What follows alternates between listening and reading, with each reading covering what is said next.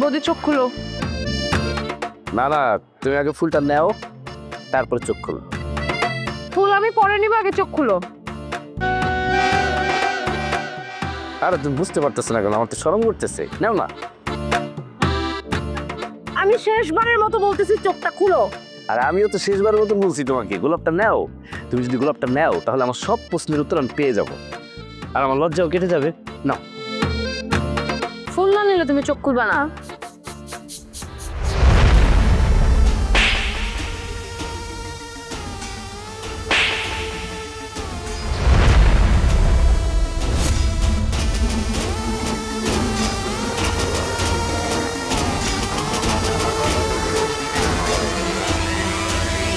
তুমি আমার থাপ্পড় মারবা।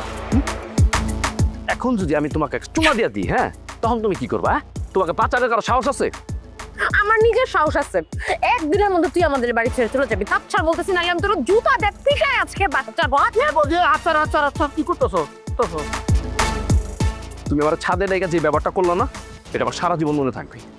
আমিও সময় সুযোগ পাইলে ঠিকই প্রতিশোধটা নিব, মনে রেখো।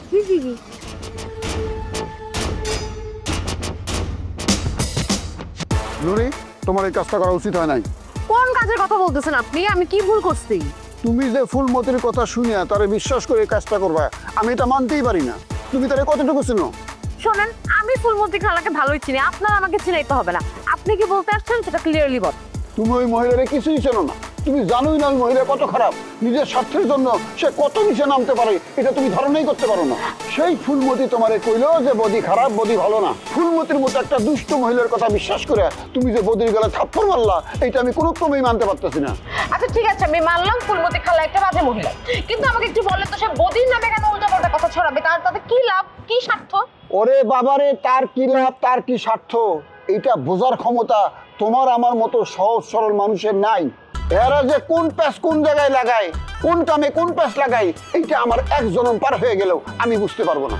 আচ্ছা ঠিক আছে, আপনার কথা আমি মেনে নিলাম। আমি ফুলমতি খালার কথা বিশ্বাস করছি। উনি আমাকে সত্য মিথ্যা কি না কি বলছে আমি কোনটাই যাচাই বাছাই করি না। আমি এসে বৌদিকে একটা থাপ্পড় মেরে দিয়েছে, এটা আমার উচিত হয়নি। কিন্তু বৌদি যেটা করছে সেটা কি ঠিক করছে? ও ছাদে এসে দাঁড়ায় ছিল কেন? ফুল নিয়ে দাঁড়ায় ছিল, চোখ বন্ধ করে দাঁড়ায় ছিল, আবার বলতেছে সে নাকি লজ্জা পাবে। লজ্জা পাবে কেন? আরে বৌদি একটা সহজ সরল ছেলে, তার মনটা ফুলের মতো পবিত্র। তুমি তারে ফোন করছো, সে মনে করছে তুমি তারে ভালোবাসো, এর লেগে সে ছাদে এসে ফুল নিয়ে খাড়া ছিল। পছন্দ এত সহজ না। আপনাদের তিনজনের মধ্যে ঝামেলা আছে। আপনারা তিনটাই যত তাড়াতাড়ি সম্ভব এই বাড়ি ছাড়বেন।